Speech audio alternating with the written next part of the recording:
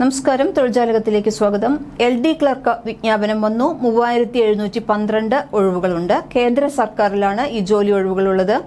വിവിധ സർക്കാർ ഓഫീസുകളിൽ ജോലി നേടാൻ ആഗ്രഹിക്കുന്നവരെല്ലാം തന്നെ ഈ അവസരം പരമാവധി ഉപയോഗപ്പെടുത്തു. സ്റ്റാഫ് സെലക്ഷൻ കമ്മീഷൻ ഇപ്പോൾ lower divisional clerk, junior secretariat assistant, data entry operator തസ്തികകളിലേക്കാണ് നിയമനം നടത്തുന്നത്. ഉദ്യോഗാർത്ഥികളിൽ നിന്നും അപേക്ഷകൾ ക്ഷണിച്ചിട്ടുണ്ട്. മിനിമം +2 യോഗ്യതയുള്ളവർക്ക് lower division clerk, junior secretariat assistant, data entry operator തസ്തികകളിലേക്കായി മൊത്തം 3712 ഒഴിവുകളിലേക്ക് ഇപ്പോൾ അപേക്ഷിക്കാവുന്നതാണ്.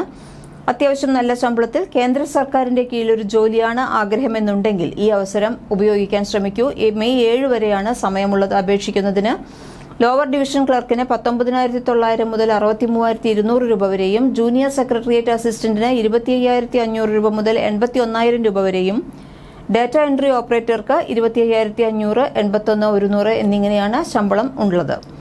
സ്റ്റാഫ് സെലക്ഷൻ കമ്മീഷനിൽ വന്ന ഈ ജോലി ഒഴിവുകളിലേക്ക് അപേക്ഷിക്കാൻ പ്രായപരിധിയുണ്ട്. അത് 18 വയസ്സ് മുതൽ 27 വയസ്സ് വരെയുള്ളവർക്കാണ് അപേക്ഷിക്കാവുന്നത്. പുതിയ നോട്ടിഫിക്കേഷൻ അനുസരിച്ച് lower division clerk, junior secretariat assistant, data entry operator തസ്തികയിലേക്ക് അപേക്ഷിക്കാൻ +2 ആണ് യോഗ്യത. സ്റ്റാഫ് സെലക്ഷൻ കമ്മീഷന്റെ 3712 ഒഴിവുകളിലേക്കും അപേക്ഷിക്കാൻ അപേക്ഷാ ഫീസ് 100 രൂപ മാത്രമേയുള്ളൂ.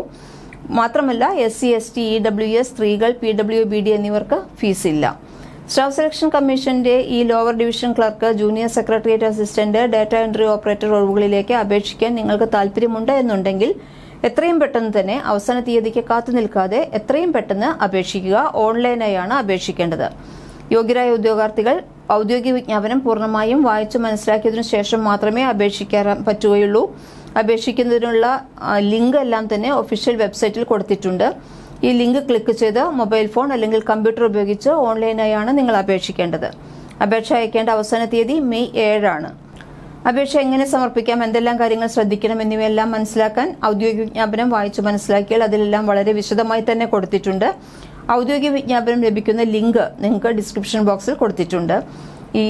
ഇതിലേക്ക് നിങ്ങൾ അപേക്ഷിക്കാൻ താല്പര്യമുള്ളവർ എല്ലാവരും പെട്ടെന്ന് തന്നെ അപേക്ഷിക്കുക. അതിനൊപ്പം തന്നെ നിങ്ങൾ അപേക്ഷിക്കുന്നതിനോടൊപ്പം തന്നെ ജോലി അന്വേഷിക്കുന്ന നിങ്ങളുടെ സുഹൃത്തുക്കൾക്ക് കൂടി അവർ ഈ വിവരം അറിഞ്ഞിട്ടില്ലെങ്കിൽ അവരിലേക്ക് കൂടി ഈ വീഡിയോ ഒന്ന് എത്തിക്കൂ.